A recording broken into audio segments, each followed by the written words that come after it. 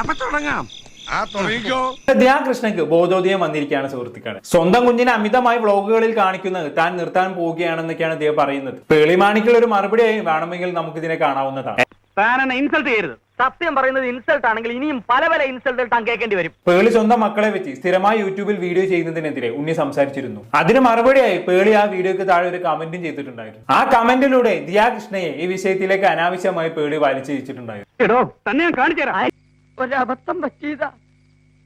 എന്നോട് ഇങ്ങനെയൊക്കെ പറഞ്ഞതൊക്കെ എനിക്കിതൊന്നും കുഴപ്പമില്ല. പക്ഷെ ദിയാ കൃഷ്ണ ഇതൊന്നും കേൾക്കണ്ട. അവൾക്ക് ഇതൊന്നും സഹിച്ചു എന്ന് വരില്ല. അവളൊക്കെ ന്യൂ മോമാണ്. കണ്ടോ ഇയാളാ തിരിയാത്ത പേരടിക്ക് നോക്കി ഒരു ഒറ്റ അടിയടി കോയക്കാം. ഇതൊക്കെ കേട്ട് അവൾക്ക് പോസ്റ്റ്മോർട്ടം ഡിപ്രഷൻ വരാൻ സാധ്യതയുണ്ട് എന്നും പറഞ്ഞുകൊണ്ടാണ് അന്ന് പേളി കമന്റ് ചെയ്തിരുന്നത്. നീ നിനക്കിഷ്ടമുള്ള ജീവിക്കാർമാനെ മറ്റുള്ളവർ അവർക്ക് ഇഷ്ടമുള്ള ജീവിക്കട്ടെ. ഇത്തിരി ദയണ്ടായാൽ മതി. ഒരു ആവശ്യവും ഇല്ലാതെയാണ് പേളി അന്ന് ഈ വിഷയത്തിലേക്ക് വലിച്ചിട്ടത്. കൂട്ടിനൊരാളെന്ന നിലക്കാണ് പേളി അങ്ങനെ ചെയ്തതെന്ന് തോന്നുന്നു. എന്നെ മനഃപൂർവ്വം കരിവാരിത്തേക്കാൻ കുറച്ച് ആൾക്കാർ ഇറങ്ങിയിരിക്കുകയാണ്. ഞാൻ മാത്രമല്ല കുട്ടികളെ വെച്ച് വ്ലോഗ് ചെയ്യുന്നതും ദൈവം ചെയ്യുന്നുണ്ട് എന്ന് പറയാതെ പറഞ്ഞു വെക്കുന്ന ഒരു പരിപാടി. പക്ഷെ അങ്ങനെ തന്നെ കൂട്ടി പിടിക്കണം എന്നാണ് ദൈവയുടെ നിലപാട്. പോയി ചത്തുടടാ. ഒരുപാട് നാൾക്ക് ശേഷമാണ് ഞാനൊരു വ്ളോഗ് ചെയ്യുന്നത്.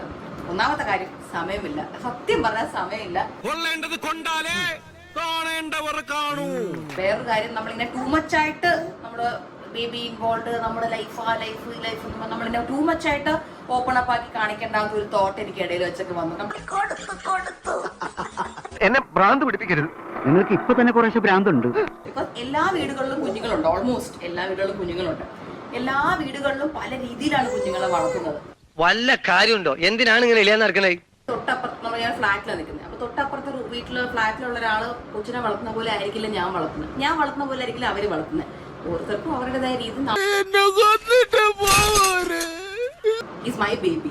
Like he came from this stomach only. അപ്പൊ എനിക്ക് ഇവൻ എന്താണ് ഇഷ്ടം, എന്താ ഇഷ്ടമില്ലാത്ത, ഇവ എന്ത് കണ്ടാ കരയും, എന്തിട്ട കരയില്ല, ഇതെല്ലാം എനിക്കറിയാം.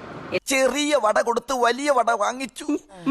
ലോകത്ത് ആരുടെ വ്ലോഗ് ആയിക്കോട്ടെ, നമുക്ക് എന്തെങ്കിലും നെഗറ്റീവ് ആയിട്ട് അതിനകത്ത് പറയണം എന്നുണ്ടെങ്കിൽ പറയാതിരിക്കുക.